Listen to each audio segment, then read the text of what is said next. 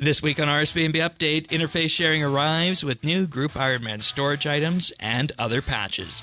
We also check in with the RSBANDB Group Ironman group and what that means for summoning. In an ongoing feature, we look at how Group Ironman changes skills with summoning up first.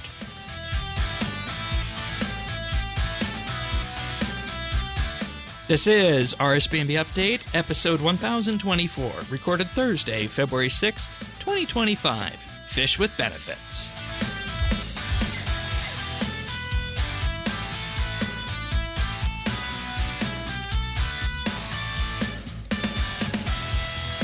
Hello, everybody, and welcome to another episode of RSBANDB Update. We're here this week as the RuneFest countdown begins.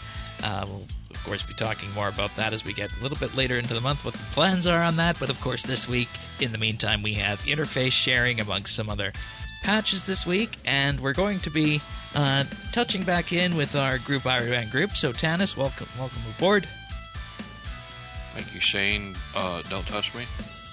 Oh, right. I guess I should have said touching on you that. You need to get consent, Shane. I mean, this man. He doesn't even ask. All right. Pernasius is also here, everybody's second favorite Australian. G'day. And, of course, Thaxi as well. Welcome back. Good to be back. And, of course, if you want to follow along, full show notes can be found over at update.show. We have a friends chat that can be found in-game at BitsBytes as well. And I must also give a big, huge thank you out there to our experienced tier Patreon members for supporting us each and every week and allowing us to do what we do. They make the podcast go quite literally, and we could not do this without them. So big thank you goes out to Amos Reed, Dominic R., Drama Free, Hare A., Jason S., Jesse W., Keski, Lemon Lodge, Luminos, a new arrival to experienced here this week, Mr. T, Ricky A., Runestar, Oasis, the Naked Captain, and Tim. You'll hear more about our Patreon offerings a little bit later in the podcast. But, of course, kicking us off this week, interface sharing is here, and this was a bit of an odd one because I never personally thought of, I'd like to be able to, just copy interfaces from a specific character or from somebody in general. But I'm starting to see the use cases in this. Before this week, did any of you guys want interface sharing? Yeah, every time I've ever started a new account, ever. Yeah, that. That's what it seems every to time be. I start a new account, I spend 30 to 40 minutes going through menus and toggles, and then I spend an hour making half screen and full screen presets that make sense and have, things looking correct and pretty in them. And that is honestly the thing that I use this for right off the bat is I copied my interface from my main because I got most of it right when I set up the Group Ironman character, but there were still a few little things here and there around the edges that just weren't perfect and weren't, exactly where I expected them to be. So that was rectified with this, and they have an article on the website detailing how exactly you get into this feature. And I think it's interesting for a couple of reasons. First is that it's not immediately clear if you say, copy an interface from somebody, how you would do that. But to do that, you go into your escape menu, choose edit layout mode, and then from there you can literally just type a character name, and then you'll be able to copy whatever interface that character has lined up on their system for that, and you'll be able to just basically log in or rather not log into that and be able to see what all the interfaces that are available there, and then just click one, and then bam, it just appears right on your screen. And just hope they haven't changed it in between when it was posted and the day you do it. Well, we'll see. That's the thing. Also, you got to save it to a preset for it. Yeah, but go ahead. Yeah, you can see all of their presets. You can copy multiple interfaces from somebody if they've got, ones for different resolutions or different, I have one for half the screen, one for full screen. Yeah. And it's it lets you look at it. You don't have to choose to save it immediately. So it's like it gives you the option to like just take a look. And it's also there's toggles to turn that off. They're on by default to sharing. The thing that's off is your resolution, which seems like an odd choice to me of all the things to have toggled off by default. But you can't see other people's resolutions unless they share it. Yeah, So I suspect that might have to do something with, just data privacy and whatnot, because you can, in this day and age, it's called browser fingerprinting. I'm speaking mainly from a web angle here, is that you can pretty much determine who somebody is based on all of the little settings that a web browser emits and things like that, or screen size. So it would be a privacy thing if they made it so that you would be able to toggle in whether or not you want to share that. Interesting. Yeah. But you can turn this on or off by going to settings, gameplay, interfaces, and then interface sharing. You have allow interface sharing, share game window size, and allow incoming share offers, which is receive requests from other players to share their action bar setup. So that one has been moved there, which of course Pern and I know works quite well, doesn't it? It does, yes.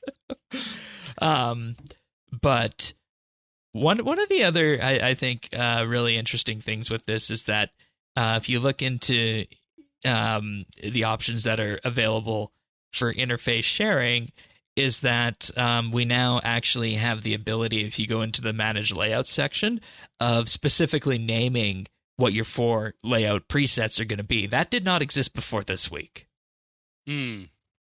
So I'll just say that if anybody wants to look at my interface, you probably don't want to copy the bank standing interface, because that's an interface with absolutely nothing on the screen that I use for screenshots. And I named that as bank standing this week. So if anybody is looking at my interfaces on Shane12088, bank standing is the screenshot one. I just figured I'd put that out there as a bit of a note right now.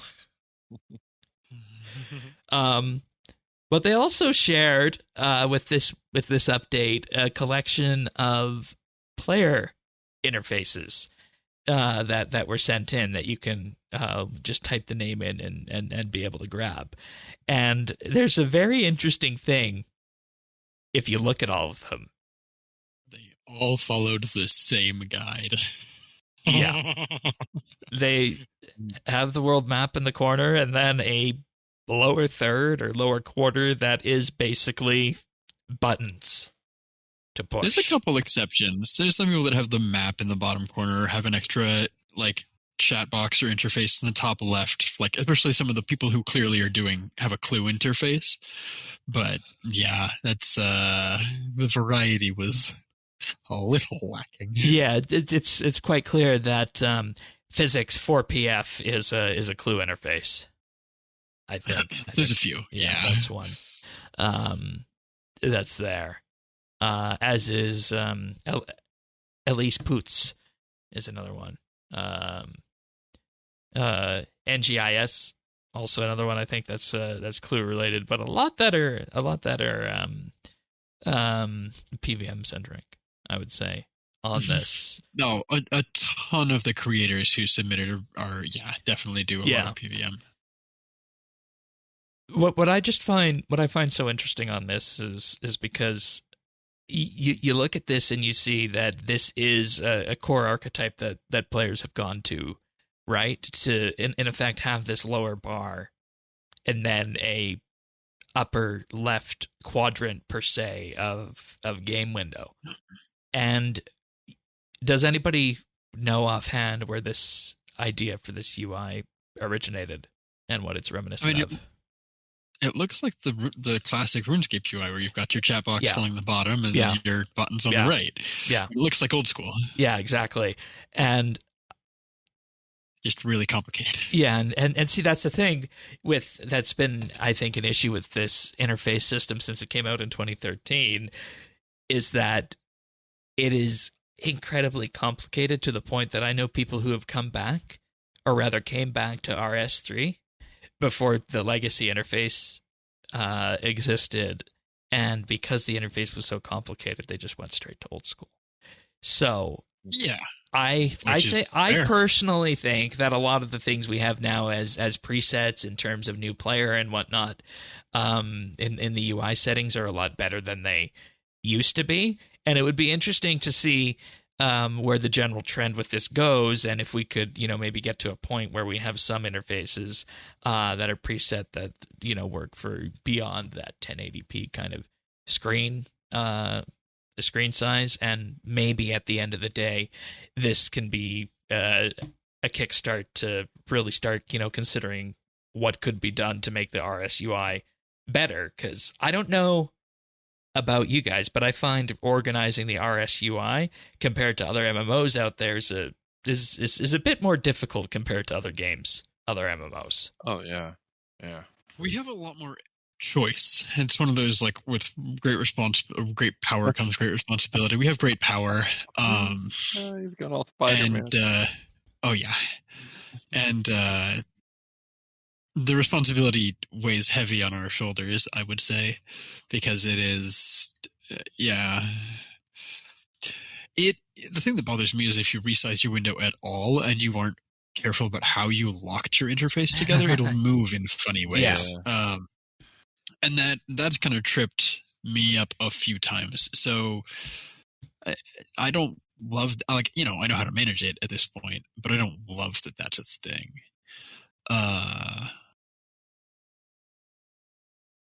Oh, hey, I just pulled up Tanis's interface here on the screen for people who want to see that. I'll just do Thaxie's here. Does it copy your scaling? I was gonna say, is it my scale? Take my fourth one, Shane. I don't have them labeled, but take my fourth one if you're going custom 4. Yeah, that's the full screen one. Yeah, and see that's the thing about this is that's just way too chaotic for me with the extra chat windows that are up and whatnot. So, but Alexi in my group chat. Yeah, that's you. I know. Oh, yeah. Oh, I see. That's group chat. I there. feel like that was I'm pretty minimal. Yours is minimal. Yeah, yours is minimal, and it doesn't necessarily. When I transferred it over from mine, it doesn't really lean into the text, or the text chat, which I guess makes sense since you don't use the text chat that much in yeah. Game, so. And then after you're done snooping on people's user interfaces, you just press the close button and discard if you don't want it. Then you're back to whatever you had. So that's interface sharing. I don't know that there's much else to say about it, aside from Snoop Away, your favorite podcast's user interfaces. BNB Shane or Shane12088 has some good ones. I don't know if you guys want to promote any of your settings or interfaces. I would say, go to my GIM. It has cleaner ones than my main right now. BNB Thax. I have iterated. So do you just get to be a peeping Shane? Like no one knows that you're. No one knows that they're peeping. Right here, Dennis. The peeping Tom joke was so easy.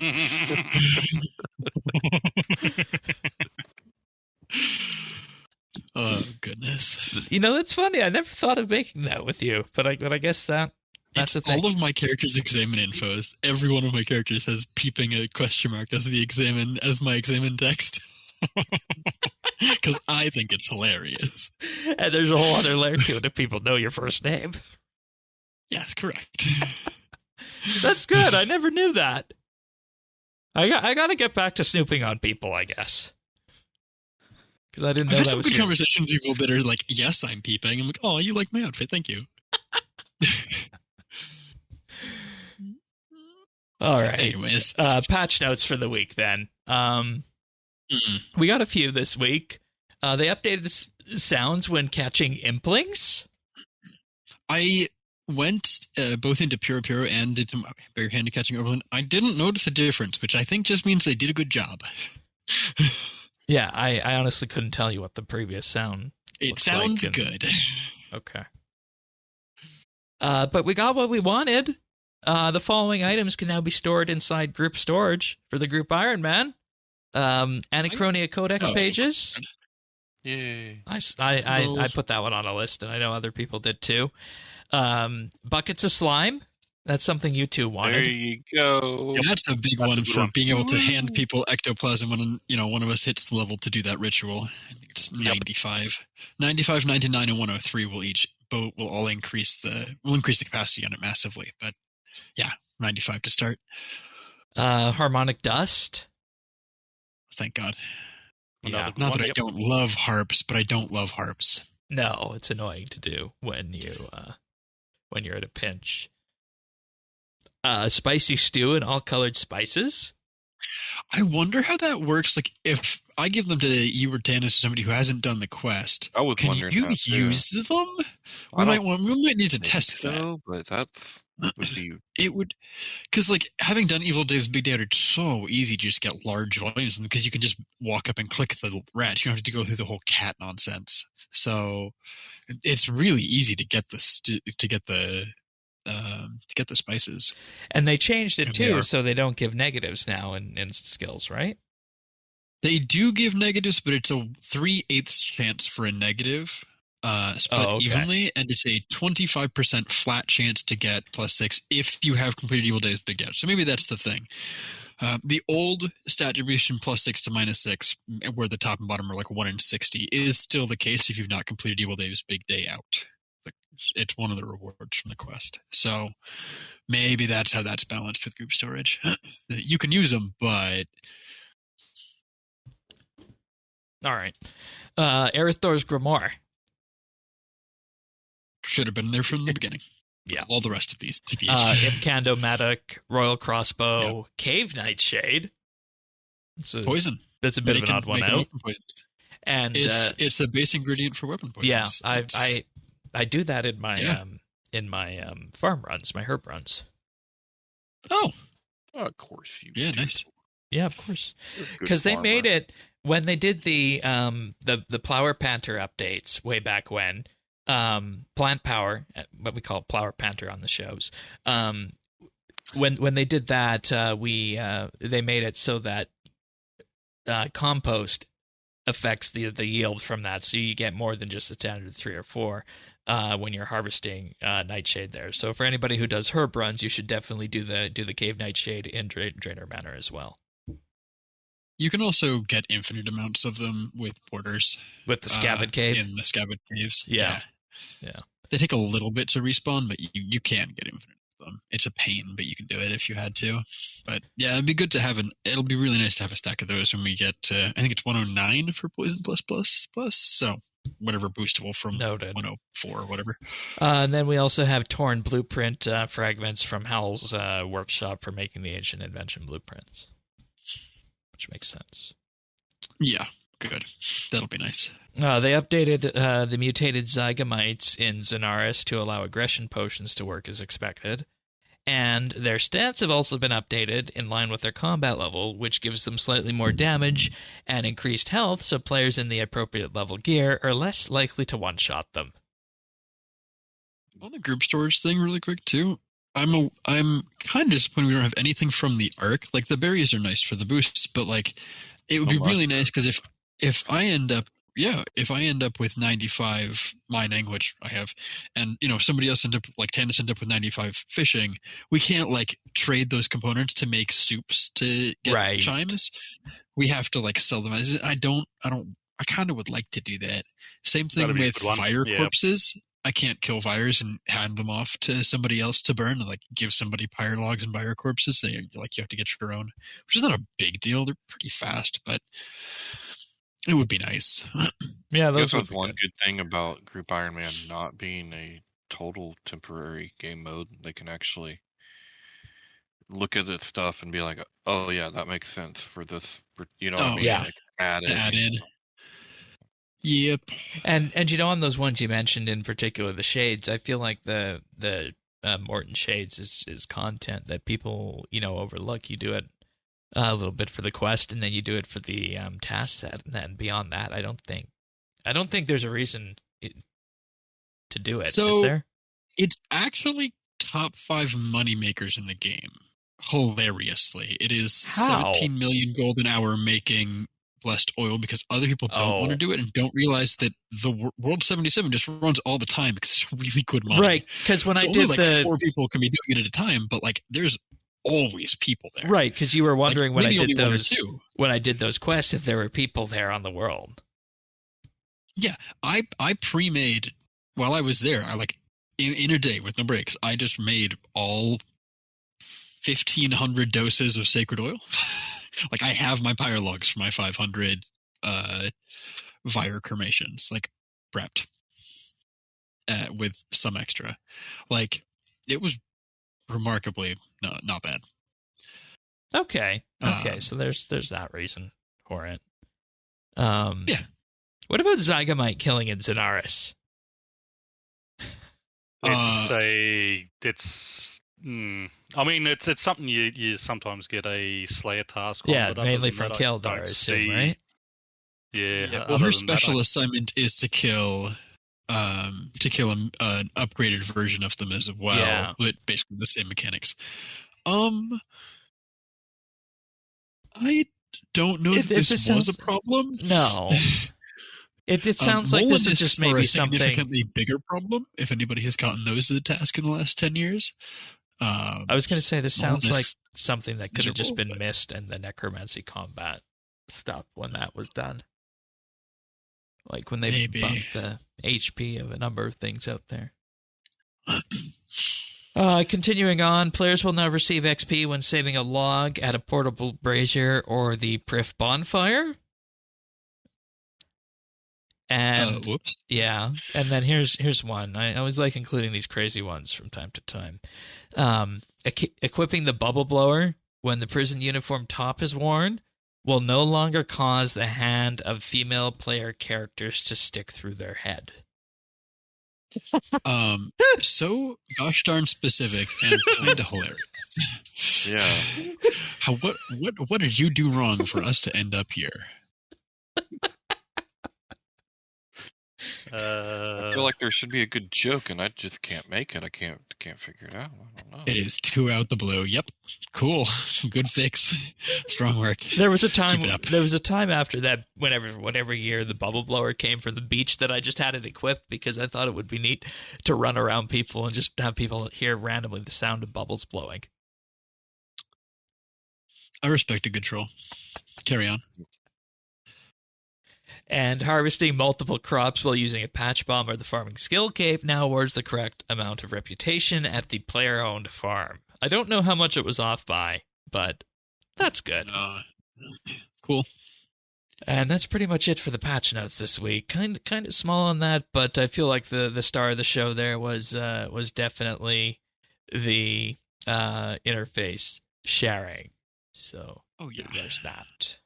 But we're going to move on to what we've been doing and talk a bit about summoning in the group Ironman context here for that. So before we do that, I just want to give a big, huge thank you to our Patreon supporters here this week. This is the monthly shout-out for folks who are at the $3 a month tier. So big thank you to everybody, including Alaska, Alvaro L, Amos Reed, Arvids L, Bladecom, Brandon F, Brayton K, Gilbura, Dominic R, Drama Free, Duramax, Golden XP, Greg T, Gila Fleur, Harry, Iskantu, Jade Gizmo, Jason S, Jesse W, Jim M, Keski, Lemon Lounge, Luminos, Meriwether, Mongrath, Mr. T, Pernasius, Ricky A, Robbie D, Runestar, Samuel FL, Scott DS, Shirt Pants, Sioaces, Targayen, The Naked Captain, The Dabbing Goat, Tim, Ukulele Steve, Woody, Zant, and Zazakon. Big, huge thank you, everybody out there.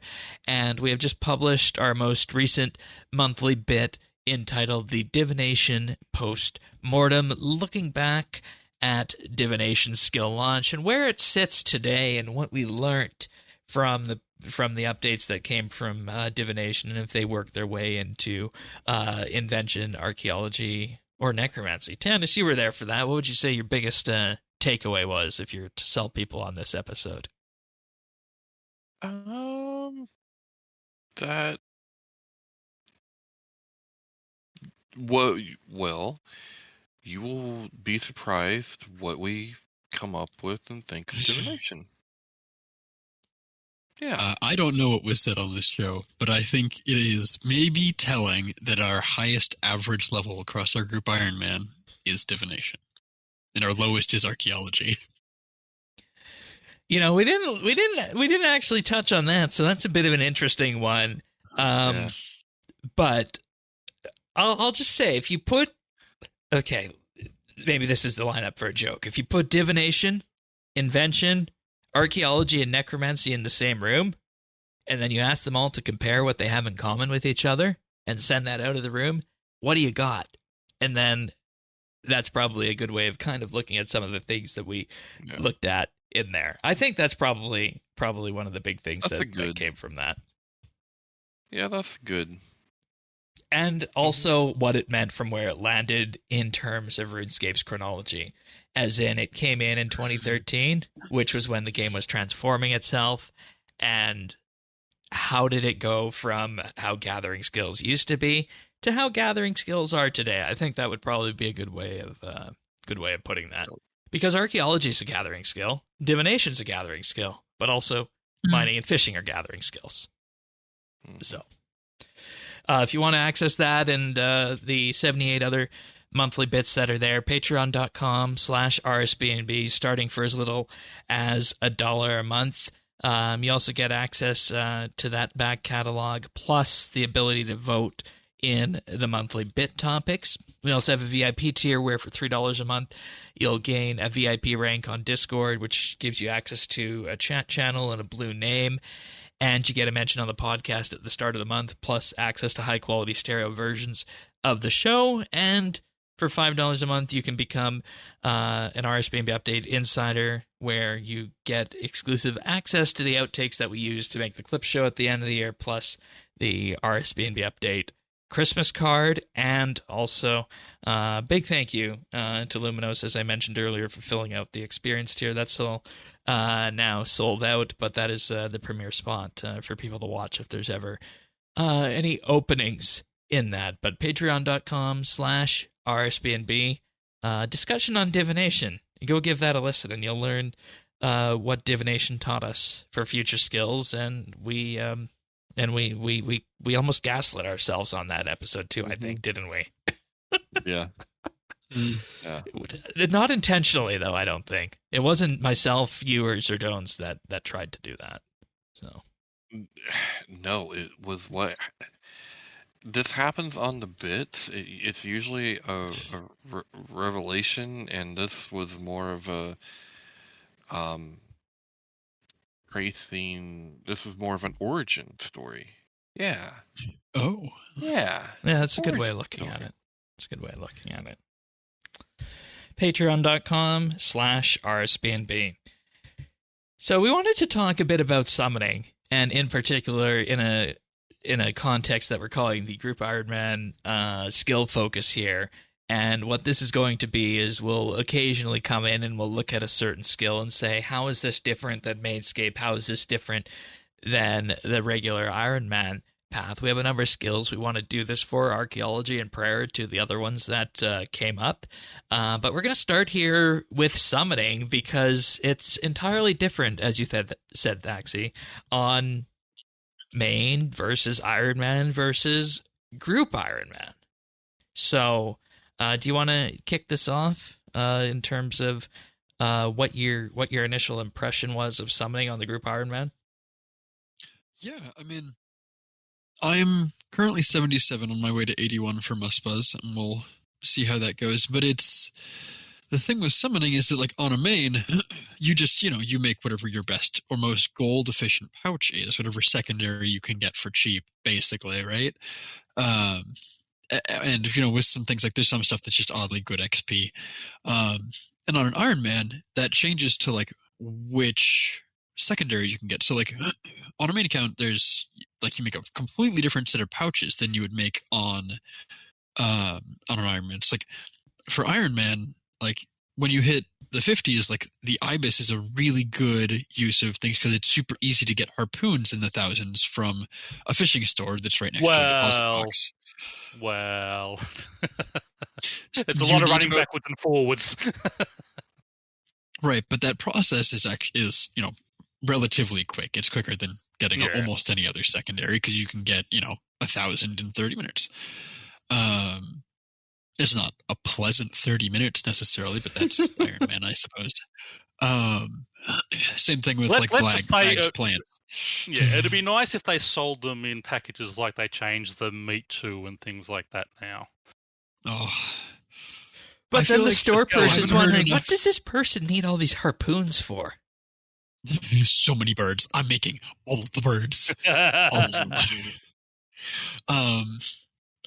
And getting charms on a regular Ironman, I think, is relatively similar to how you do it on a main account, where either you're doing Slayer or you're doing, Arc Glacier or whatever it is. I've been doing a lot of melee and range training in the Abyss with chins and halberds. And if you the familiarization, the D&D awards the outfit, right? And the 6th time you get an outfit piece from it, it gives you the headpiece add-on that saves 5% of your charms, which is awesome. But I got that done, and I've been just taking the triple charm voucher from it, which is 40 minutes to triple charms. And with that, I'm able to get well over 1,000 green charms and several hundred crimson gold and a few 100 or so blues once a week for doing an hour of just AFKing with a halberd in the dragon halberd in the Abyss with a charming imp, which helps, makes it AFK. But that, so that's green charms super easy, and then crimson charms and blue charms drop like candy from the Arc Glacier, especially with higher levels. But I'm able to AFK that with Necromancy with the Ghost, just with no input from. I think I started that at level 60. My accuracy was garbage. The kills were super slow, but it was still pretty good charms an hour. And that's exactly what I did on the Fresh Start too, in terms of collecting charms was Arc Glacier. So I feel like that's relatively similar, but you're making a completely separate set of pouches. And the thing that changes with the group Ironman is you need 75 summoning to get into Prif, saying I really want Tandis to have Prif because it would be good for the skiller to have the skill hub. So I can literally just through group storage, I can hand Tandis charms. Ironman, even regular accounts, you can't just go to the GE and get charms. The fact that I can use the tier 90s I got this week and just go hang out at the Arc Glacier for a few hours and just within a day hand Tandis charms for 75 summoning is kind of crazy. Obviously, again, we still need all the secondaries, and that's a lot of shop running and stuff, but we could do that too, right? That's all relatively straightforward, and it's just a matter of the spirit shards, which is definitely interesting because it's the only thing on an Ironman that seems kind of viable. I mean, I guess you could make planks or something, but it's not. I'll tell you, that's not really time efficient, anyways. Yeah, because you're still. But the spirit shards are definitely what I've spent the majority of my money on at this point. Obviously, a handful of one-off supplies and things, but primarily it's been a lot of spirit shards. And that, again, we can just hand somebody money for. So, you can effectively skip all the normal summoning training time of gathering charms and things and gold, and you can just say, hey, you here, have things, run back and forth to the Menaphos Obelisk a few dozen times. And I think the thing you could that have 75 in an hour and a half. That is missed on that is that once you have those 80 and 90 level weapons, is that you can, in effect, snowball to the point that you're able to get the charms in such an efficient way in that regard compared to what it was when, like you said, on our mains, when we were doing summoning there, it was, Slayer, effectively. Slayer, yeah, exactly. So that's a interesting kind of difference. So far now, the thing that I'm wondering about this, and I think we'll explore on in particular for other skills, is that the specific pouches and whatnot that we make on the group Ironman is different than the Ironman and different than the main. I think they're very similar to what a regular Ironman would do, because we have the same access to secondaries as a regular Ironman. But yeah, I mean, it's a good question of like I said, Ibis's and Stranger Plants are what got me from mid 50s all the way up to things. And I don't think I made more than a couple hundred of any pouch before that level. The levels just come so quickly. So that's really nice. But it's also like, yeah, Green Charm is, during the Ibis levels, Green Charms are the only effective charm that gives me summoning XP. The Crimson Charms just get to sit in the back and wait for the efficient time to use them later. So that's been interesting. But it's like also been interesting to be on an account that just has low summoning. Because like I'm using Talon Beasts because Talon Beasts hit 3 times and are like by far and away my best DPS familiar right now. And like Terror Birds are my beast of burden because getting tortoise shells is a pain. So like until I hit 84 summoning and have pack pigs. Like, oh god. the familiars I'm using are super interesting. And we'll talk about archaeology more later, but I don't even have the level yet. It's one have of the you skills I don't run have the level yet for. into a case where the bunyip is usable as a familiar? Oh god, that thing is garbage. Look at the amount of health that thing actually restores. It's a complete waste of space. Because you remember back in the day, quest guides, that was something that you would go for as one of the early familiars to make combat easier. They haven't buffed its health recovery. It's just like the bunyip was the first reminder that if we give players like 0.5% vamp effectively or whatever it is, like they become OP. It's like it saves you like 2 sharks a run to have a bunyip out for old RuneScape, and it does not stack up anymore. It is like the vampirism aura does 50 times as much as a bunyip does. For you. It's a little. I've been enjoying that aura in the Abyss. Yeah. We've gotten other sources of vamp that the bunyip feels unuseful. If I wanted to sustain familiar, I would either bring a beast of burden or, I guess eventually. Probably just a Hellhound, to be honest. Just get that 68 archaeology. Yeah, that's fair. Perrin, what about you? What's your summoning thoughts been in terms of how it's felt? It's super quick. It is expensive, but obviously because I am working on Slayer, gold is not a real issue. It's. I keep 5 mil in my bank at all times. Doing summoning, it did drop down to just over 1 mil. But having Bogrog giving you back 3/4 of your shards back does help. I never really did that on the main account, but it's super useful on this. Oh, did it not exist at the time, or? Yeah, but I just chuck them on the GE, or we use them. Somebody else doesn't. Yeah. So it was.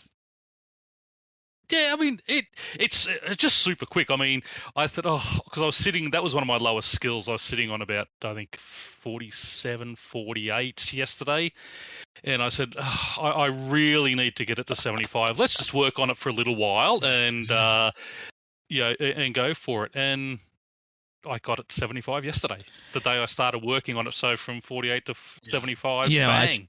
I should do that. I'm jellies at 21. was something. Yeah, jellies are something I would never really have made before because they don't sell on the GE really. But you go and buy a pack of 1,000 jugs at El Kharid. Bang, the Shanty Pass guy down there sells them. So bang, that was nice and quick to get those. The bag plants was the pain in the bum, just running backwards and forwards and backwards. It's fast, at least. It's fast, but it's mind numbing. Yeah, that's true. You can't even AFK it. Like at least some of the slower things, I click that, it'll just start gathering, and I can wander away or just watch TV. With that, you got to go click. Again, in theory, you will only ever need to do a few hours of that ever. So it doesn't help. In the good spot for summoning.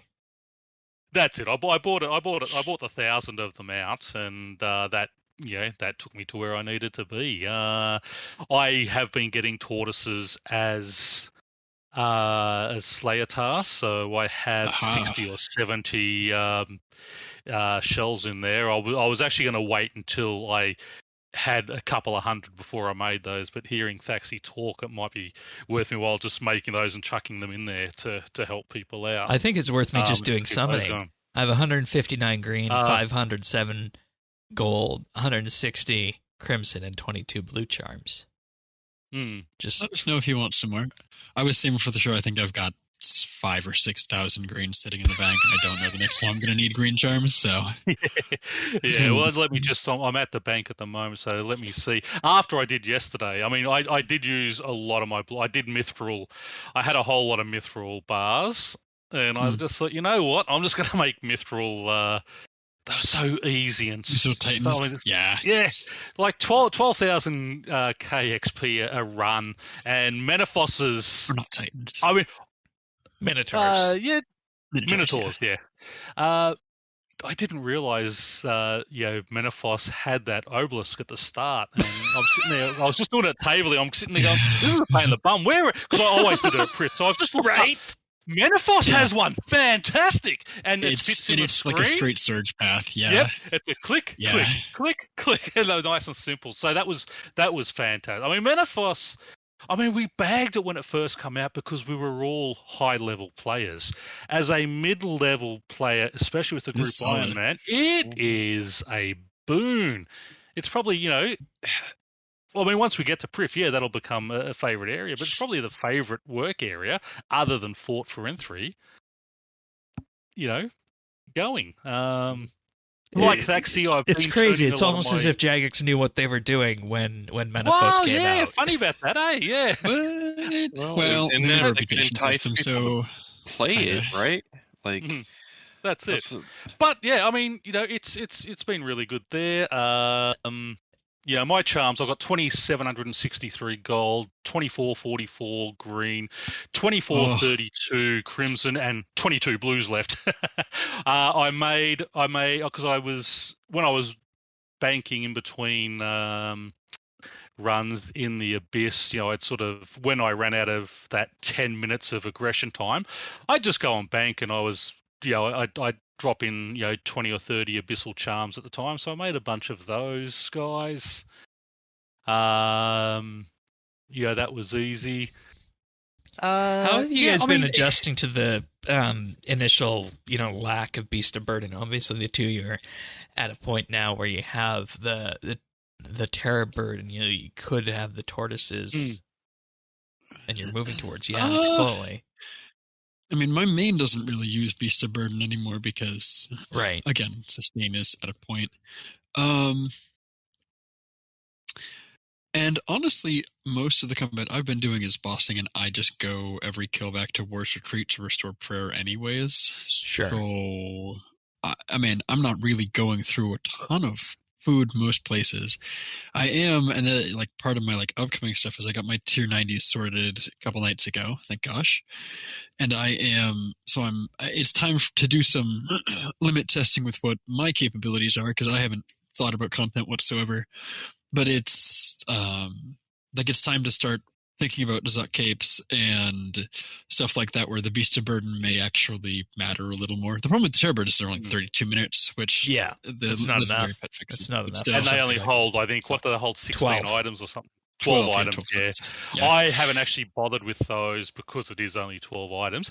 It is a bit annoying when slaying, having to sort of bank where previously sort of everything was broken down and such, but you get used to it. I take elk runes with me, elk the main stuff, take a break in between fighting and break down the other stuff, but you have the levels for your craft, yes, 50 or so rune scimitar plus 3s, and just decon them, and you'll just have enough, and a few thousand maple short bows from.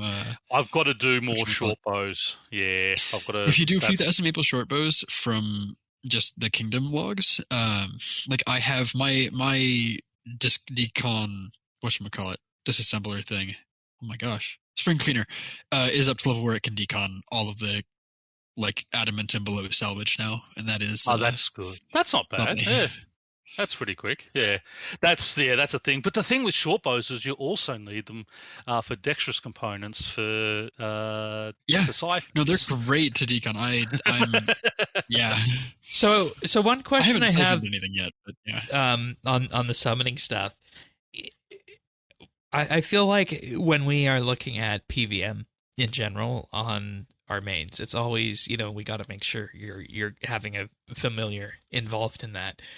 At what combat level do you feel that really starts to kick in and help with the combat familiars that are available? If you've been using those. I would say, the Stranger Plant is decent because it can poison things, but maybe just don't bother. The Terror Bird will hit stuff occasionally. That's cool.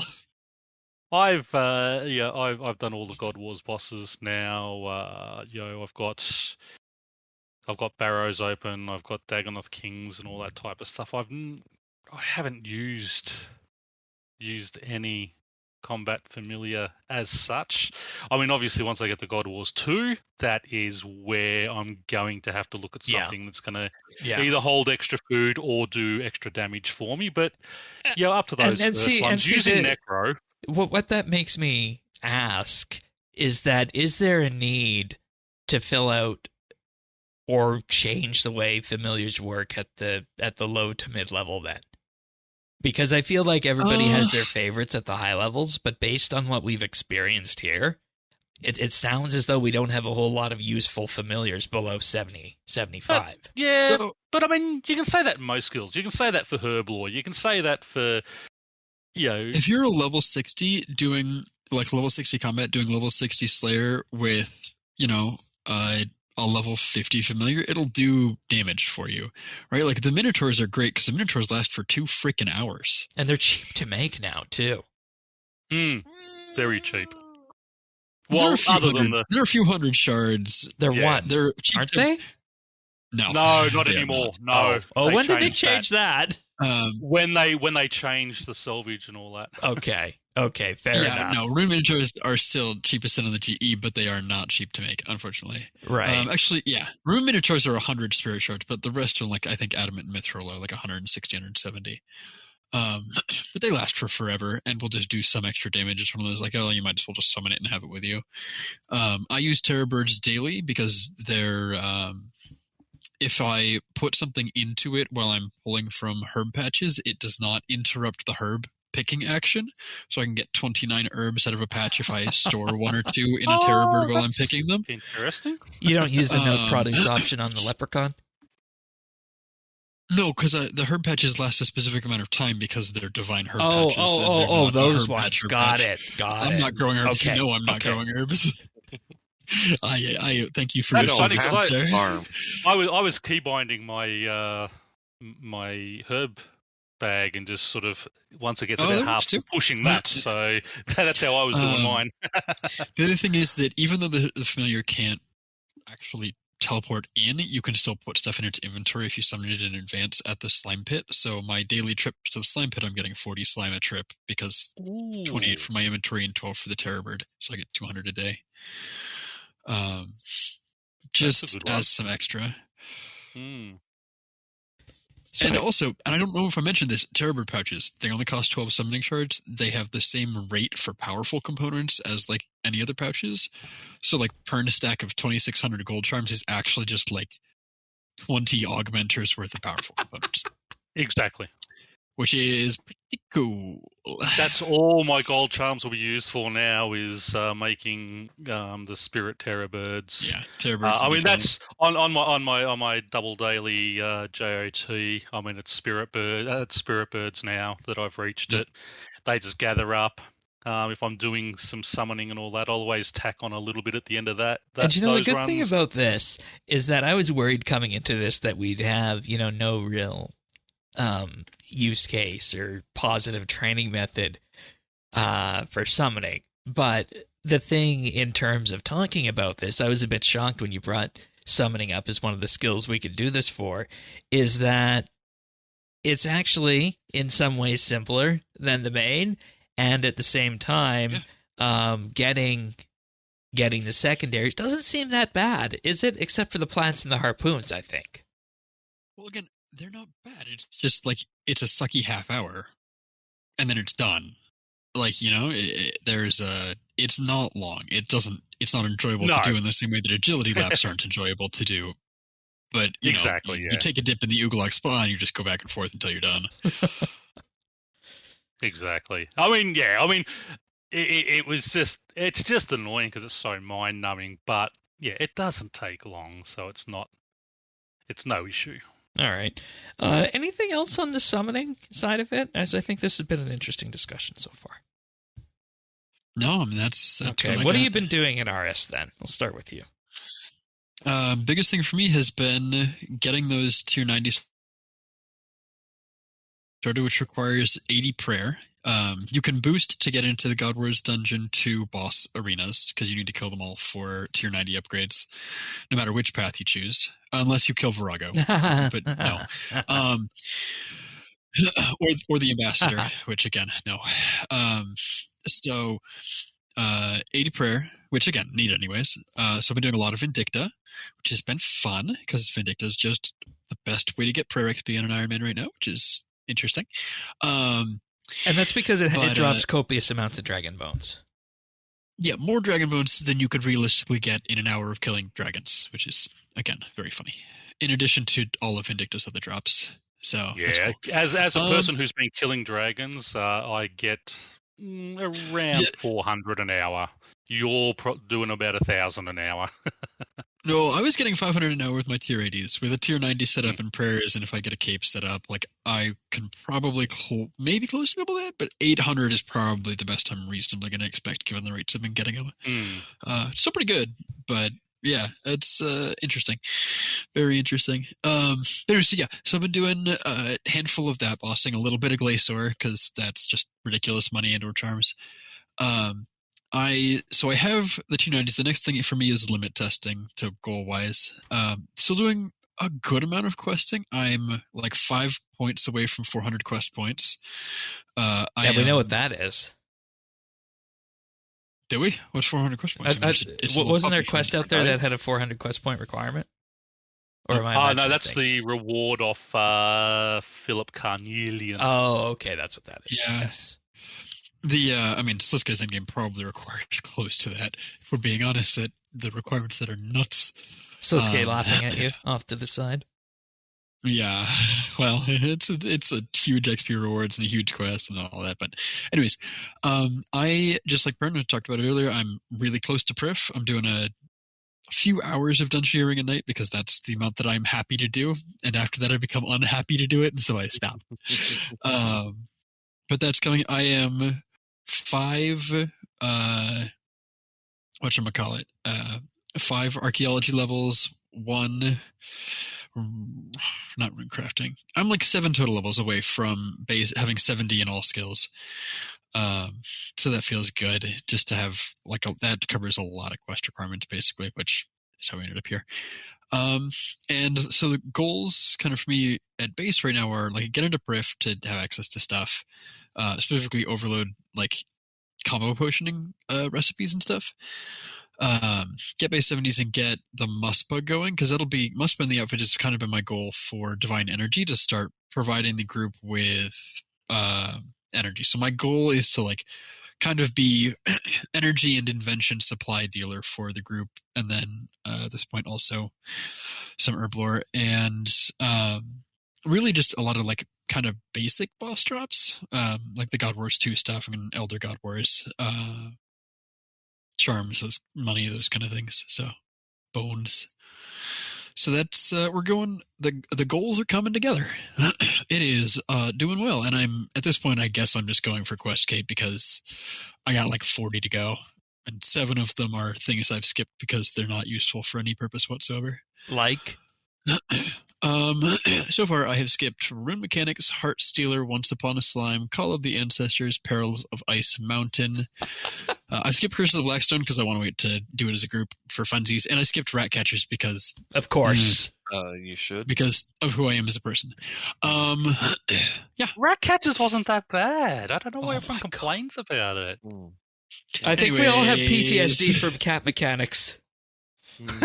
Oh no, I just think the writing is god awful. It's the only quest where we talk to ourselves in an internal monologue that makes no sense, and it's full of puns that just do not land for me at all. And the mechanics suck. Doesn't help. I but do it's admit too it was long. a spacebar quest for me, but It is one of anyways. So later this week will be Ritual the Majorat, Firemaker's Curse, Clockwork Syringe, Vampire Quests are coming due, the Mighty Fall. We're getting towards the end where the quests are starting to give the fun XP numbers. So that's nice. And the big quest lore wise too, which you don't need to talk about lore on yours because you've done the quest 2 or 3 times now, easy on your character. At least 3. Yeah, that's good. Well, it sounds like you got a good path lined up and whatnot, and I enjoy keeping track of where you're at with Herblore, because that actually leans into what I've been doing. In that we were discussing this the other night, is that I am officially passing over the Herblore mantle to Thaxi, because many people will remember when we started this whole thing, I said I was going to be farming in Herblore, but you went ahead on that. I didn't start Jack of Trades until later, and I found that I can actually be more useful, I guess, as the naturalist, focusing on farming and hunter of the skills outside of combat, which was an interesting shock and surprise to me. So I didn't mean to end up here. I just put XP rewards onto Herblore, and I'm 93 Herblore. Yeah, so and I mean that's fine. Here now. It's a pain to train on the group Ironman stuff. It's and I guess I'll bring you in here, Pern, as well, because you were mentioning that you've been on some Herblore Slayer stuff too, and it's just well, no, that's the thing. I'm Herb 81 Herblore. I made a bunch of prayer pots. That's really all I've done. Mine have all come from, Jack of Trades and lamps and things like that, doing your Herby-Werby each week. Penguin point. I mean, I handed in 200 and something penguin points and got like 4 levels from 65 to 70. That was brilliant. It was. So yeah, that's really been mine, and I'm on 81 Herblore. I mean, Herblore is probably that one skill that stands out as they need to look at in those lower levels, especially for. I mean, I'd hate to be doing it as a sort of a single Ironman, which I did on my actual Ironman account, and that was actually one of my highest skills. But yeah, again, that was because of Slayer and using all that. There is no efficient way to train it. It's the problem. And I'm going to be the crazy one here, so and I'm going to say, is that actually a problem that you only get the XP in a skill that you make the potions that you need on the group Ironman or on the Ironman and group Ironman because of scarcity? Is that a problem? That there's no other way to train it aside from just making what you need?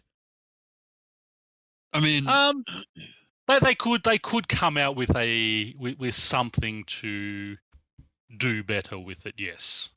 I mean, I think it is exemplary to say that that's not even the problem, because it's not that we can make what we need. We can't make what we need, and that's the problem. Like we have no way to gather so many of the important secondaries. Yeah. Like we have no source of Torstol seeds right now. We just cannot get them. It is like Telos and Raziel, and like, yes, I have the levels and probably could go and do some low level Telos right now and get like 3 seeds an hour. Like we have no way to get Torstals at all. Like we can't get the seeds. We can get 2 at a time at a 1 in 12, I think, or something out of the crystal chest. Like, because the Glacier drops crystal Which is keys, really, when like you look candy. at it in that way, that's like 2008 rates for Torstol seeds. It's bad. Yeah. And when we get to level. those higher level things, like, I'm going to have to just go get good at P5 Atelos, which I'm not terribly excited about. Because we just don't have a good way to get those herbs. Big Game Hunter, I think, drops some as well, but it's like Those and a lot of the like random secondary items, like we have some work to do before any of us can get Grenwall Spines. We have some work to do to get like Zamorak wines. Yes, they drop from a lot of bosses, but it's like a lot of those bosses are stuff that we're not quite ready for yet, like Croesus. You do get a few from Krill. Krill is a really good source of them. Yeah. But again, 90 Slayer or 92 Prayer is pretty much the... Calphite Queen for Wine of Zamorak. Not in high volumes, not at the rate you kill her, unfortunately. She does drop them. She's 20 to 45, but that's not... Yeah, you're right. That's not like volume, at volume. I mean, it's something, but it's kind of making me rethink that like I'm going to need to just get used to using extreme potions instead of overloads and getting used to using blubbers instead of brews for a lot of my PVM stuff, because we just don't have access to a large volume of overloads because some of the components are just really hard to get. Dwarfweed seeds are obnoxiously challenging right now. They'll get easier with racks. They'll get easier with some other stuff later, but also dwarfweed itself drops in bucket loads from a lot of the Slayer creatures too. Slayer and BGH, but you need two dwarfweed per overload too. Like that's dwarfweed and Lantidime are the. That's true. Like, yeah. Lanta seeds you can get pretty good volume from a few sources, but like it's just training Herblore on an Ironman. It sucks getting secondaries. It sucks getting herbs. It sucks getting seeds for a lot of the potions you need. Especially because especially because they do doubles on so many of those sort of higher herbs, like your lance, like your it's just lance and dwarfweed. Even your Avantoes. Two each of lance and dwarfweed. No, one of everything else. One Avanto, one farm, one of everything. But still, to get those super potions, you need the Avantoes to have made those to make them into extremes. Oh yeah, no, we're not going for supreme overloads. No, we're way away from that. And and see, this is the thing I'd like to ask Jagex then on that is that, you know, when you look at where overloads and that sort of thing sits within Ironman and Group Ironman, are they comfortable with the access of those potions and how it is to get these sorts of things here? And I feel like it's a fact of life for Ironman characters, but I feel like Group Ironman has just made us, you know, look at everything and say, is this how it should be? I think it makes you look at everything and go, is it even necessary? Because I'm not doing PVM. There will come a point at high-level PVM where you're going to want at least a regular overload. Yeah. Both the attack and strength boost are multiplicative bonuses. It's like a 20% damage bonus. It's a really, really significant buff. But again, like that's where I'm saying I might have to just get used to using extreme potions. Yeah. And the defense buff from the Excalibur. That's what I'm using so far. Like I'm not using defense potions. I just bring Excalibur and poke it every 5 minutes. And you know, hey, I mean, I know we have people out there who do Group Ironman and people who are in regular Ironman, and you know, are we just adapting slowly to what this play style is, or do you guys agree that there's certain herbs and potions in the Herblore ecosystem that should be a bit more common? Well, they made a lot of work on that with Elder God Wars. Like, if you look at the Elder God Wars boss drops, it's basically just overloads. Like, and the only thing, there's like 2 or 3. Like, you get Wines of Zamorak from Zook, and I have no idea how many. I'm going to find that out when I do my run later this week. But, you know, there's a handful of things like that. Like, they really pumped a lot of overload ingredients, especially into, like, Croesus, Arclaysor, and Zook. Yeah, and you know, maybe we are at the point where we start to, you know, figure out where one person can be and do Croesus. I mean, we're looking at you, Tanis. That's the Fisher person. We'd have to work out on the accessibility stuff. Well, just tell me when to dance, and I'll dance. Looking at the the scalings on Croesus, when we go in, just to be able to clear the core before the enrage goes off, if we're mechanic perfect, so if we don't get hit by anything, we need about 200 total levels in the skill to be able to clear the central Right. core. So everybody needs to have an average. If we go in with a group of 3, we need an average level of like 65 to 70 at kind of minimum. It's not bad. In every one of the gathering skills. Which- No, it's totally reasonable. Yeah, which I mean, I think we all probably have on the gathering side of it, at least. We're getting there, I think. So, But yeah, food for thought. yeah. It is interesting in that regard. Anyways, weaving this back out, I didn't plan to do a mini Ironman skill focus on Herblore, but there we are.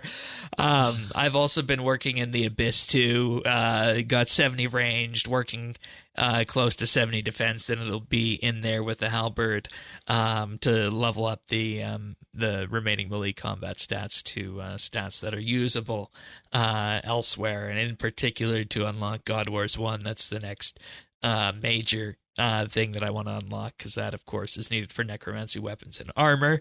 And associated with that, I also hit 70 agility using the Hetz agility course there too. And I mean, I'm 5 away from 75 at some point, so I might as well, just start weaving that in, because that is the perf requirement after all. So, Yep. And It's all about the weave. Yeah, that's There is a somewhat ridiculous amount of agility experience on offer from quests. I will put out as well. So you said you were potentially thinking about a quest push. There's a lot of that quests might be that worth give doing kind of now that ridiculous agility now that XP. a lot of the quest requirements are open. Just going through the agility page and seeing which ones give agility XP and focusing in on some of those. Just taking a quick look at that right now in terms of things that are massive and north of 15K. We got Back to My Roots, Back to the Freezer, Crocodile Tears. Not quite ready for that one yet on the fishing stuff. Evil Dave's Big Day Out. Yeah, That gives a again, bit, That quest gives huge XP reward, just like And it only 100K requires for no 30 reason. in agility, cooking, herblore, and magic on Yeah. the skill side. That quest is ridiculous. Branches at Darkmire, 20K. Morning's End Part 2, 20K. You're right. There is tons of agility Yeah. XP. And from quests that you quests. eventually want to do, even if you don't go for Quest Cape. Yeah, absolutely. Yeah. And I mean, hey, you know me. It's going to be Quest Cape eventually. Which, by the way, we did Monkey Madness 2 last weekend on Old School. We both got the glove fight done there in one go on our first try. Nice. Yeah, that's I've seen people It's pain. like kiting that, doing silly things. It doesn't look pleasant. No, it's not. But the quest is interesting. Yeah. The first quest that Old School got that was an Old School specific quest. Yeah, and you can tell. You can go back and listen to the episode on that. That's why we weren't the biggest fans of it. But on the RS3 Group Ironman side, 95 farming. Damn. Woohoo! And- Look at him go. Yeah, and still waiting. for You are getting ready for Anachronia stuff. You're gonna have to start getting hunting Jadinko babies. Yep, and that's stuff and pretty see soon, that's and and salamanders. that's why I think I just fit so nicely into the farming hunter mold with Yeah. with what I've been doing on that. So I foresee myself doing a lot of skilling there in that, and waiting for those dragons to adopt, or having Pern get lucky to get me a male dragon would be wonderful. Yeah, I'm down here at the moment. Fingies crossed. Yeah, he's got 3, and they've all been female. So Well, I'm good at picking up females. There you go. That's how I look at it. Hair flip. What do you do? Oh my god. what have you been up to, Pern? Well, like you, I was sort of on that agility grind. I hit 75. I got the full nimble outfit. Just doing the scouts. You get the chance off getting them off him, so that's complete. Hit the 75 agility, then thought, well, I better work on my we were just talking about on the summoning. Hit 75 there. Now working on 75 dungeoneering. I'm at 65. Went from, I think it was 62 yesterday. Last night ran 5 or 6 dungeons. I did medium ones as I get in the higher levels. which obviously gives a lot more XP and doesn't take that much longer.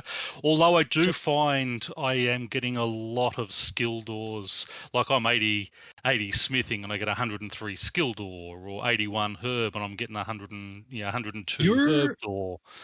You're 80 divination, 80 plus divination, or 85 plus? 80, I'm 89 divination. If you find a tier 80 wisp, remember that wisp will give you a couple of portents that are effectively plus 18 level boosts for those doors. So unless it's a puzzle, it'll let you skip it. Those. I always forget those, and thank you for reminding me. I'm writing that down now.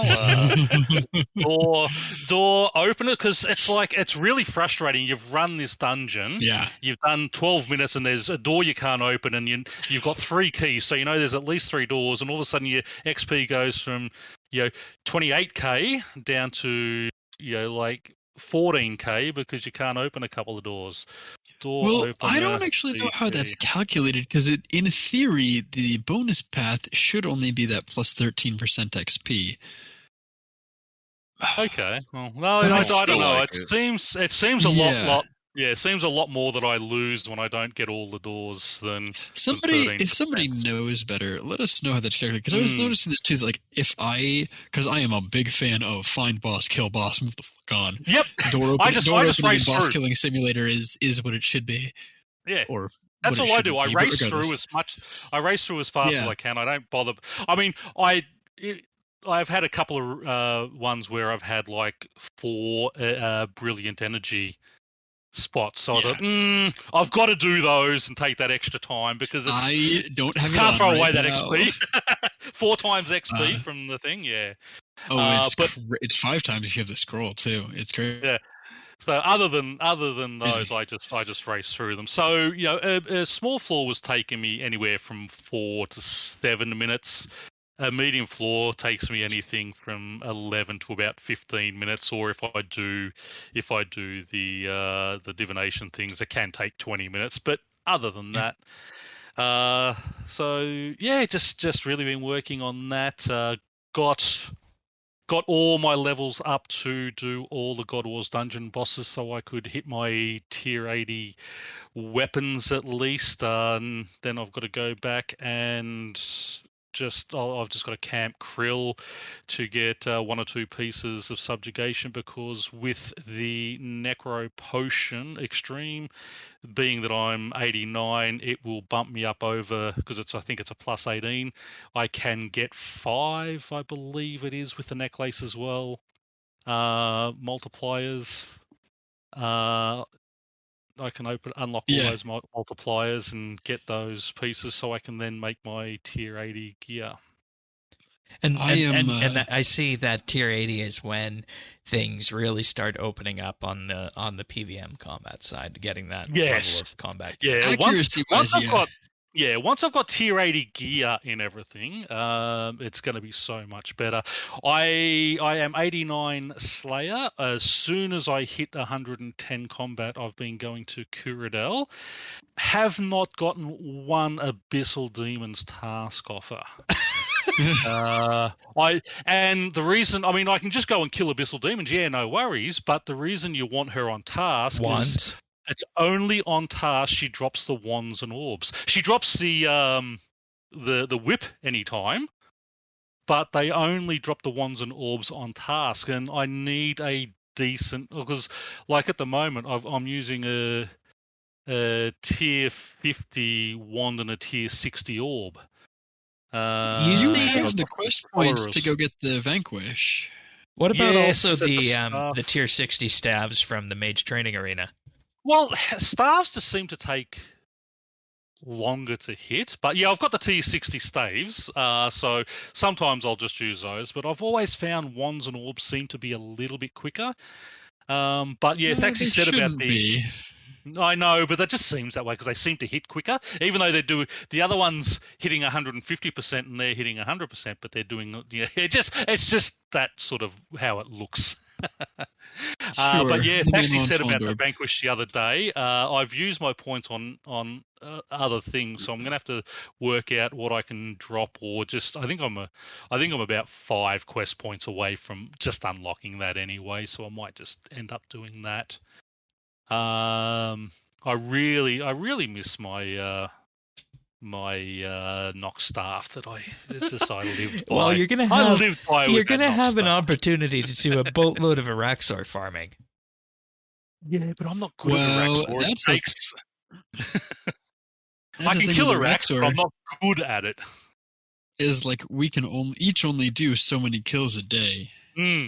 Realistically, like I don't think Because in any of race. us is anywhere near pushing the 300%. Yeah, No. So Exactly. free instance is nice though, so we'll always be able to choose the style, so we can always choose to like which hilt we most want to drop. And that's Yeah. why I think when you look at all the Nox stuff that has been out there from the Noxious components and the components for the Masterwork bow. We were talking about last week with the 110 runecrafting stuff. Will the requirements be, something Nox, or will it be something else to that regard? And I hope it's not Nox, because the Noxes are expensive enough as what is with just the bow. Would you rather it be Virago with seismics for the group Ironman? Well, I mean, we're not getting Masterwork. We're not getting those components for any of those weapons on Group Ironman. I don't think any of these things that come out should require group bosses. That should be something that's a solo boss only that's required to make those. Very solo boss. Never say never. We could get it one day. No, but what I mean, on this account, of course, but on my main account, I want to do it. I don't want to do group bossing. I'm not good at bossing. I don't want to screw people around. I want to, pass or fail on my own. Yeah. I mean, that is a G's for. But, like... Yeah, but I like to... I mean, I play the game to... play the game and enjoy the content and, make things myself. Yeah, I can go into the GM Byte if I want that weapon to start fighting that boss and things, but I want to get the drop myself. Yeah, that's fair. Sure. And I guess that's what Sanctum is for when we get there. But I really hope that the Sanctum weapons at the very least are included in the Masterwork staff, because they are on the cheaper end currently. Well, not as cheap as they were, but cheaper. My sense what happened there is that just so many people were going for the tier 100 stuff that the market got overflooded with the tier 95s. The drop rate for the weapons was significantly higher than the drop rate, but it was higher than the drop rate for the tier 100 upgrade, and people needed 6 of the tier 100 upgrade. So, And that again is that. I mean, that's a sticking point in my throat too. Is hard mode gets an exclusive drop. It should just be a more common drop. What I get on normal mode should be exactly what I get on hard mode. Hard mode should just have a better drop rate for it, because it's hard mode is a challenge mode. It shouldn't offer you anything more other than a higher drop rate, but that's a discussion for another time. Sure. But anything else with what you've been doing? Yeah. Basically, just working. I've been getting ports up. I've completed a couple of the scrolls. I've got to unlock 90 divination, so I get another adventurer. Slayer, as I said, is really slow. The quickness to get to sort of 60, 65, then to 65 to 70 wasn't bad. 70 to 80 slowed down a lot, but moving on from 80 is so slow. And see, that's the thing. And maybe that's why I always felt the way I did regarding Slayer. Yeah, I'm still. Hey, don't get me wrong. I still love it, but not having at the moment I've got Grifolopines, and not having a decent magic weapon, I'll probably have to bite the bullet and just go and change my Meg, put something back, and get that star. I took everything off the dog. Yeah, I don't need the lore helper, so I just took everything off the dog. Yeah, I bought the lore helper when I was doing archaeology, because obviously it helps with the lore drops and things there. Yeah, I find that I'm getting them before I get collections, anyways. Which again, archaeology has its issues. Yeah, but see, I didn't find that with archaeology. I was finding it.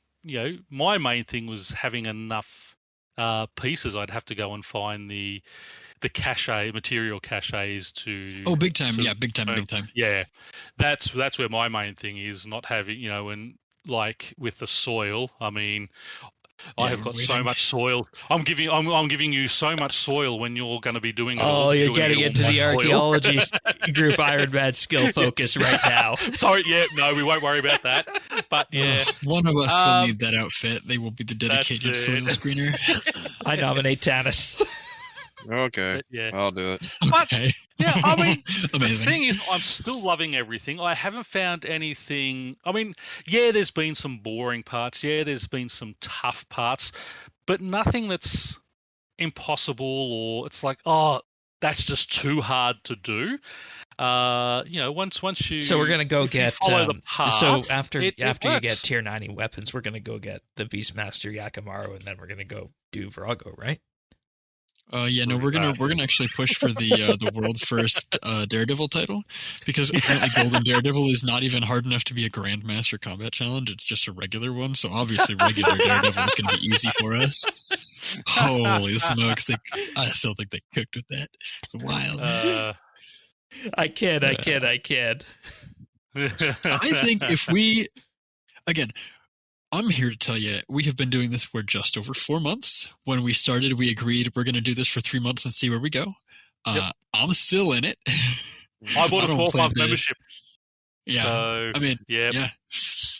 Because it is the input. I'm happy. I'm enjoying it. So yeah, and I think we did the right thing. We didn't, even though we play competitive, we didn't worry about competitive high scores. We're just doing it. Yeah. We're having fun, and that's it. Yep. We're not worrying about what everyone else is doing. And I think we've done it the best way, because I see a bit in people chatting when I'm sort of just AFKing stuff at Fort Forinthry. People complaining someone's quit their Ironman because it got too hard, and the scores they weren't getting. Someone wasn't pulling their weight, so someone quit and that type of thing. And it's like, well, don't worry about the high scores. It's like just play and have fun. But it's almost as though the casual gameplay has become a background idea.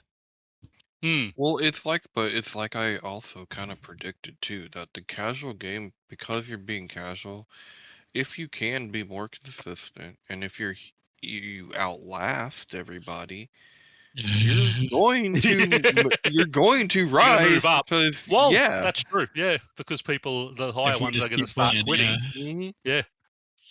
Like especially once people fill out that sort of front page of things, you'll probably find a lot of them drop off. Oh, people running I've heard, I want to be in the top 50, and then you complete your account and you're done. I've heard stories of high-profile groups already starting to wash out for one reason or another. But that's neither here nor there for us. But it is happening.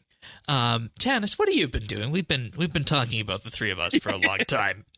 What is our cook doing? Well, I mean, you guys are doing interesting stuff. I'm in the kitchen. I mean, I'm just. You're being a good wife. Up.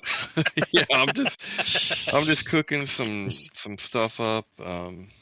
Fishing, getting ladies. So, I have made some interesting kind of discoveries that I didn't necessarily think, and I picked up on a few things. Fishing and cooking are remarkably well linked until about 80. And then they start to kind of divide, where you're cooking or you're catching a lot more fish than it takes a lot than more. You need. Mm-hmm. Well, no, I mean But you you're need burning more it? than you can kind of Yeah. catch. Cause, because you're burning Oh, so much. interesting. hmm Yeah. Oh, Yeah, I I guess. found that I was burning a lot of Yeah. stuff, and I'm going, okay, I've got enough fish to make this level, but I've Have you, burnt, you know. Tanis, have you done the quest that gives you the cooking gauntlets yet? I was going to. I have all the stuff. I'm ready to. Just haven't pulled the trigger on it Okay. yet. Okay. But I was looking at it, and like the stuff that doesn't burn are like 2 or 3 tiers underneath what you're training on at the time. So it might be helpful eventually, but right now, like the best that it would help me not burn would be like green jellies, I think. That's important. Yeah, but I'm going through them. okay. Not Yeah, I was fast. gonna say I was using some. Looking forward to the blue though. That one thing it's slow, but I do like the swarm for just the variety of fish. Like the ZMI fishing, basically. Yeah, like if you don't mind that it takes a while, I'm going to have fish throughout cooking levels, you know, right, which is really nice. Ongoing. Yeah, because like I've got like, you know, like a 1,000 cavefish. I've got a couple thousand rocktail. I've got, you know what I mean? Like it's all spread out off over these tiers. Yeah. Manta rays. Did we ever get an answer to that question on the bit if fishing was competitive? What do you mean? Like, you know how back before mining and smithing rework, rocks were competitive? Is our fishing spots competitive? Fishing has never been. No. Okay. There's a spot to move randomly. Okay. Zardones and I were gaslighting each other over that. We both thought we were correct in our ways, and then the others managed to convince the other. And I thought it was competitive. He thought it was not. No, there's no competitive element to it. Okay. Fair enough. Anyway, sorry, Tanis. Yes. Every time we come together here and we talk about the fishing and cooking stuff, it makes me more interested to think, what is 110 fishing and cooking going to look like? Because I think there's definite opportunities there for that sort of thing in terms of fish with benefits and whatnot. So, well, that was something I noticed too. That I don't want to know about your sex life, Shane. What? There was fish with benefits somewhere around there or something. Friends with benefits, fish with benefits. It's okay. Oh. He did not realize what he was doing there. No. You like fish sticks, Shane? I like fish sticks. Yeah. Oh, no. Yeah, you like the fish sticks in your mouth? Sticks. No. Fish sticks. Yeah. Excellent. We're doing well.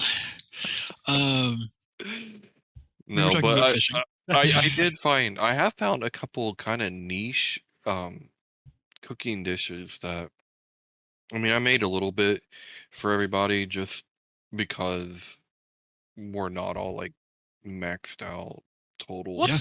And there was a few... gumbo? Remember gumbo when it come out at the time with Herblore Habitat? There was some sort of gumbo or something. I don't know, because I know at the time it's a farming thing. Yeah, the Juju gumbo. Like, I remember at the time everyone was the Juju gumbo. Everyone was this new food, rah rah rah. But I never used it, and I never. It heals 2250 life points immediately with the extra benefit of 50 life points a second for 10 seconds. The problem is you cannot eat another one until that 10 seconds is up. So if you need more food than that, they are. But still, again, that type of thing that works in with other foods and such. Exactly. That'd be interesting like to the see, sushi and stuff. Oh, you mean so? Yeah. Do you have a use for kelp? By the way, I filled out my player-owned aquarium. Yeah, please start collecting it. We can make. I can. I can make the high tier sushi eventually. Great maki. Yeah. I don't think any of us have the constitution level to make use of it yet.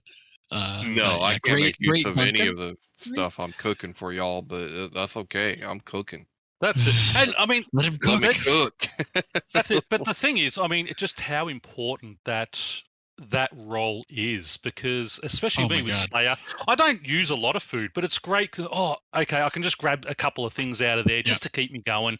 When I did the God Wars, I can't cook sharks. Oh, that's right, Tanis has done some sharks for us. I can grab a few sharks out to go through, and I was able to do 30 to 40 minutes at each boss, other than Saradomin. Oh shoot!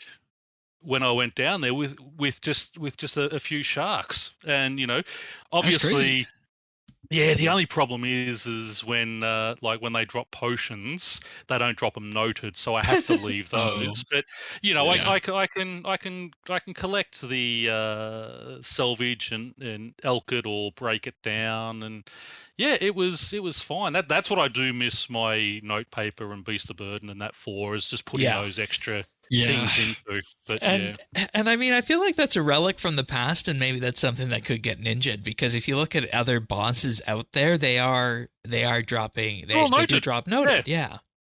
It's just a quality of life thing. Is it's they're handy, but everyone leaves them because it's no point. Yeah. Unless you've got note paper, it's no point sort of collecting them. Yeah. Like, I'm Which not would planning be to do. nice, because the Thunder Chicken drops the ranging potions and What? Thunder Chicken, I like that. Thunder Chicken. Where does that Thunder come Chicken. from? We'll throw in the storms at you. Good taste. Yeah. I like that Thunder Chicken. The other thing I hadn't considered bossing wise is Nex. Getting kill count at Nex is That'll be Well, fun. I've got my key. I do have my key. Yeah, I got mine. The I have access to Telos and Nex right now technically, but I have to kill 40 followers of Nex to get into her lobby. Where do you get that outfit? Does that only drop from her? Well, they drop it like a 1 in 40 from her minions. Yeah, and it's also the does not stuff drop just them. outside the lobby too, I think. There is one ad. It's a priest, I think, priest of Zaros or something, ancient priest, something like that. They're wearing the robes that drop them as a 1 in 125 for a piece. Okay. So it's about a 1 in 5 or 1 in 600 to get the full set, which, if you're doing your own kill count, is 15 next Casey. So you should have a full set within 15 kill count. Now, that is also just a lot of killing a specific ad in an area with aggro. So I'm waiting till Fate of the Gods to do any of that. What is your cooking level at right now, Tanis? I want to go back to that because I'm wondering about ports for you, because I know that's something that was always a big thing. Oh, we're getting there. Yeah. We're getting there. I'm at 87. Okay, good. The problem now is I can train cooking way faster than I can catch the fish. Right? So, I literally have to fish a week to cook for a day. And I have my kingdom set up for taxi and logs, but I've thought about switching it to do raw fish. Do raw fish, man. Just keep your secondary on the logs. I have some things coming up where I'm going to be needing to AFK a lot, so I can sit at swarms and just throw those fish your way if you like. Yeah, I love it. Yeah, the more fish the better. But that will get me to. Oh, Tanis, I also have. I'm hunting the Thalassus right now, but I'll check. I've been getting a lot of shark drops from Vindy. I'm willing to bet I have maybe a couple thousand shark just chilling, raw shark chilling in my bag. Anything you guys get, again, Vindicta is silly. Yeah, no, Vindicta I will drop that too up, much dude. things. For well, real. excellent, because I'm using them. That's my food. Is I bring one jellyfish for every 3 shark. Right now is my bossing inventory, and I'm not using a lot of either. Most places, Greg was awful. I actually had to I could only do 2 or 3 kills a trip at Greg. It was do you have venom blood yet? Oh, I do. I did. We were talking about it. I went and just got it. I just have I had the perks. I had the components in my bag to just make one. But yeah, even with that, it was, oh my god, my best rotation, and he just slammed me. Yeah, I saw the death broadcast for that. That was my first attempt. I was not prepared for the damage. Because I had been no-footing Vindicta for 2 straight days. Yeah, I remember the first time I went there, he was just so much harder than the other three. It's like, oh yeah, the other three are easy. He won't be too bad. Bang! Oh, what did he hit me with? I died. He's faster and he has less mechanics if you have the level to ignore them. But yeah, you need to have. He also has the most for him. The most obnoxious audio too. I had music on and did not have game audio on. And that was you it was Greg that sent the pugs up the wall, right? Yes. Yes. Oh, they're sitting here and the pugs went nuts. Oh no. He's all like, yeah, that laugh that he does. Constantly. And the pugs were. They were throwing themselves, at the front door. They're trying to work out where the sound coming from, and we were just turn off the speakers. Yeah, I had to mute the game for that one. Oh goodness. Anything else, Tanis? No. That's really it. I am looking forward to ports because that will give me spices for soup, and I am halfway through the steel region. So, and that would be. I don't know if we can trade that stuff, but it'd be nice because then I could. Yeah, we can't trade the resources. Well, we could do this trade like the resources, right? Totally. I actually don't think you can currently trade superior versions of anything from what people were saying on Mod Days' post. It sounds like superior Tetsu, which is a little bit of a disappointment to me. The stuff that you can augment and doesn't degrade to dust is not currently tradable. Right.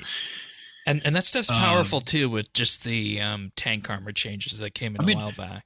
Even just the weapons, the Tier 85 weapons, augmentable weapons would be great to be able to trade. Yeah. I mean, the armor's nice, but those were my first PVM weapons in any style. My first Raxco was done with Death Lotus darts. Yep. Yeah. So.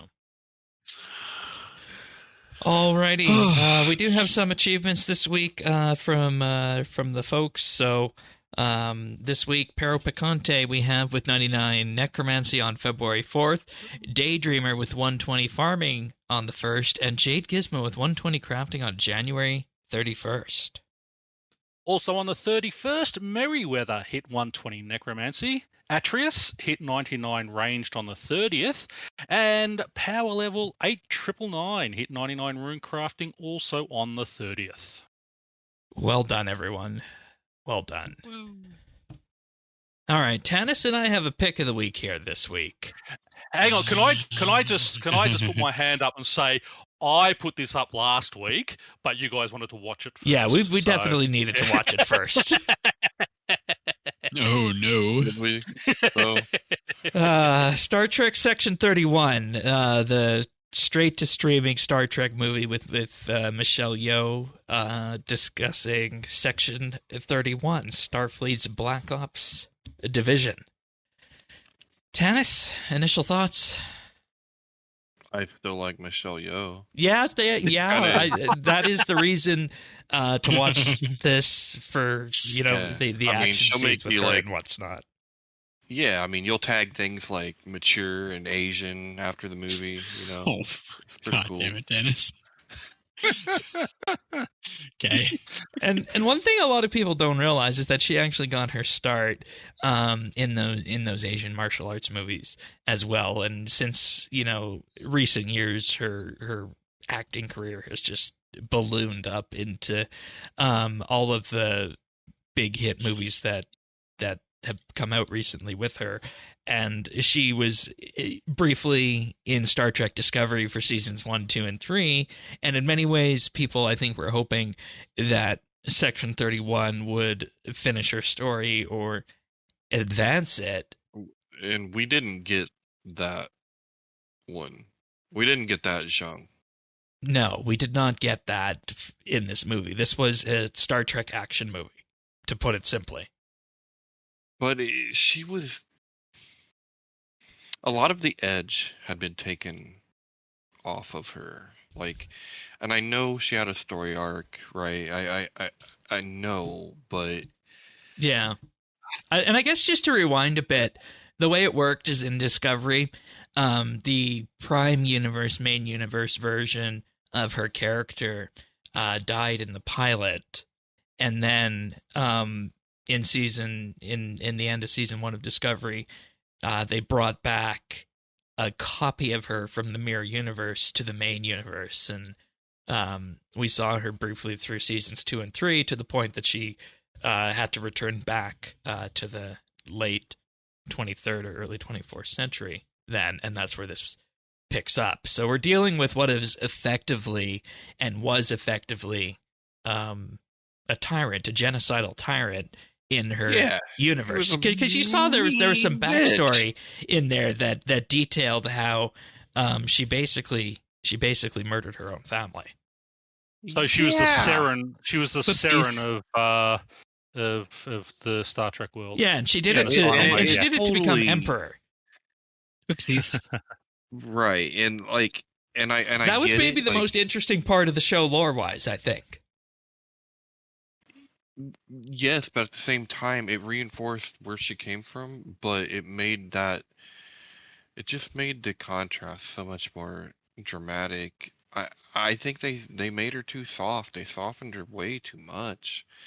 I know she's on the good side, but she was still kind of Jack Bauer, right? Like, she'd still torture your ass in a corner. I mean, like, that is not the person that was in this movie.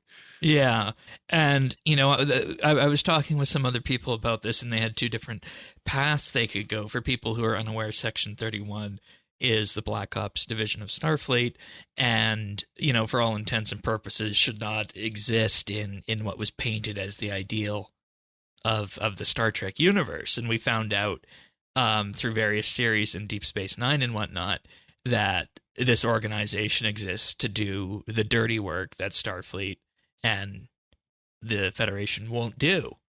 Specifically, the dirty work, as it was in Deep Space Nine, was, again, genocide. So you would think it would be Romulans, right? I mean, they should be they do the galaxy's dirty work. Like, why can't we? Yeah, and just be the Romulans. I think they missed a huge opportunity by not honing in on why Section 31 disappeared pretty much until the end of the 24th century with Deep Space Nine. That was one path they could have went. It at all. And they could have no explanation. Right. They could have went down that path, and they could have also done something that was a lot more fulfilling and done a traditional Star Trek ending storyline to it to show that you don't necessarily need something like Section 31 to get the job done. I think that would have been a better way of going about this. Well, and I know that Deep Space Nine kind of, I'm not sure if that was the introduction, but yeah, it was. To me, it's more relevant. I see it in connection with the temporal wars more, right? And because of the Enterprise stuff, yeah, right, yeah. And so, like, that, then you could maybe have room for some nuance with the idyllic Star Trek, world.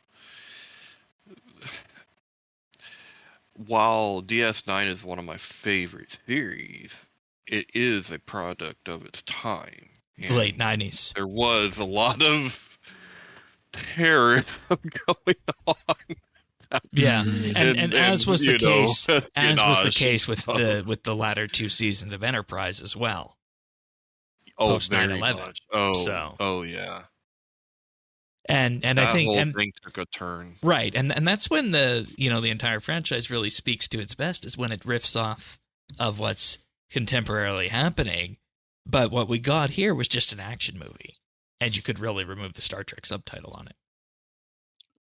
Yeah, I felt like there was a Rian Johnson or an Abrams behind this, and I thought they probably should go away.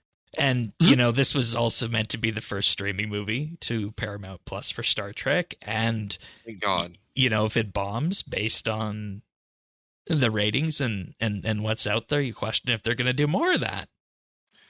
I'm so glad, though, that it was straight to streaming, because I don't know if we could have survived another. Well, you know what the interesting thing bomb about at this the box was? office. Is this was initially actually supposed to be a series, but they couldn't make it work with her busy Yeah. schedule. It would have been better as a series because then maybe they could have fleshed out some of development. the more annoying characters. Like the mech suit guy? Oh my god. Or the Vulcan with the Irish accent, the fake Irish accent? Oh no! Yeah. Now I'm gonna have to watch it. With a nano, yeah, but he was just a nanobot. Like, oh my god, yes. You know, Yeah. I'm not going to say to go out and watch this off the bat, but if you are interested in Star Trek or you're just interested in maybe an action movie to just put on, if you have Paramount Plus, that might be the reason to watch this. And I think the one silver lining of this is just like with the 2009 Star Trek stuff, which was more action-oriented. I think if you look at it from that perspective, somebody watches this on a whim on Paramount Plus, they see Michelle Yeoh in there, they look at Star Trek Discovery where she was, and then that's an onboarding point to the rest of the franchise. Maybe that's the way to look at this. I don't know. I mean, I've really only watched the original Star Trek series. I know nothing about You're in all for the a new change stuff. then. Oh wow. But I mean, I love action movies, so it sounds Okay, like there you go. This is for you. Been aimed. That's what I mean. It sounds like You it's like aimed Among at Us. more mainstream. They're trying Yeah, to that's make it actually a more good mainstream. question. Do you like Among Us? Yeah, do you What's like Among Us? Among Us? What was Among Us? I don't know that one. The game? It's a video game. Oh no! Well, Ask your no, kids. I haven't. Yeah. Ask Okay. your kids, indeed. It was Fair a enough. pandemic, like, play with your friends. Congrats on your HP level. Hey. Oh, thank you. No, Sorry, it's- I'm just killing dragons. Among here Us is a and, game where you basically guess who the assassin is. Yeah. Oh, okay. There's a dirty rat in the building. If you ever Yeah. played the game Mafia or Ultimate Werewolf, or there's a whole bunch of games that are kind of like that. Social deduction murder mystery games. Fair Not the enough. kind of murder mystery I posted in group Ironman chat. No, that's That just was true crime. good. That's just true crime. That ain't a murder. That's I love true a crime. murder Yeah, mystery no, in the strictest sense only. that was interesting. Anywho, I like off that. Yeah, but Yeah. yeah, watch it. Let us know what you think. I will. Yeah, no, I'm not doing anything tonight, so I'll key it up tonight. I started watching all the original Doctor Who's again because I've just felt like something easy in the background. Yeah, fair enough. I All hear right. if you're not a Star Trek person, you're not a Star Wars person, you're probably a Doctor Who person. Well, I It's like mean, the third category of sci-fi. I've never watched it. I still haven't sat down and completely just watched the original Star Wars movies. They were big things when I was a kid, but I You're not was missing more into the much. adventures. They're yeah. not God aging. Damn it, Shane. They're still good. They're still good. But Yeah. the longer you wait, the worse they will seem when you watch them. No, they're And magic. maybe that's damn the it. joy. I Maybe that's started- the joy. I thought, when they brought out all the prequels and all that, I thought, I'll start watching. I've watched the episode 1, 2, 3, and I did watch 4, and I thought, whoa, the difference in the quality between sort of 1, 2, and 3, and 4, you could It sort was of, 30 you could years. tell. Yeah, Yeah. exactly. You sort of, okay, yeah, but for back then. But, yeah, I mean, as long as they got good storylines, that's all I care about. I'm not going to say, it's just because it's this, unless it's an Arnold Schwarzenegger thing. It's, but yeah, I like things that I like, and it's. Yeah, fair.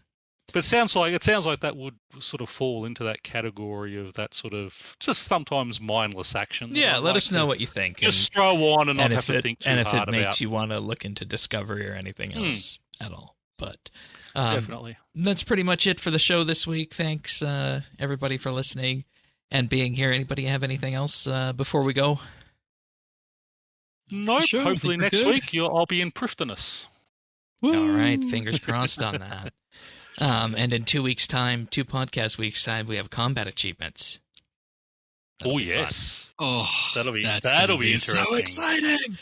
Well, if you want to get either of those episodes, Pern's Entrance to Prif or Combat Achievements when they arrive, best way to do that is to subscribe to the podcast, update.show/subscribe. We're on Apple Podcasts, Spotify, Pocket Casts, and more. Just visit update.show/subscribe. All of them are there, all the big podcast listening services. And, of course, we're on YouTube as well at youtube.com/RSBANB. Do like and subscribe there if you use YouTube Podcasts or you want the video version of it. It means the world to us. And that's it for this week. We'll be back next week for another episode of RSBANB Update. See you next week, everyone. Take care. See you all.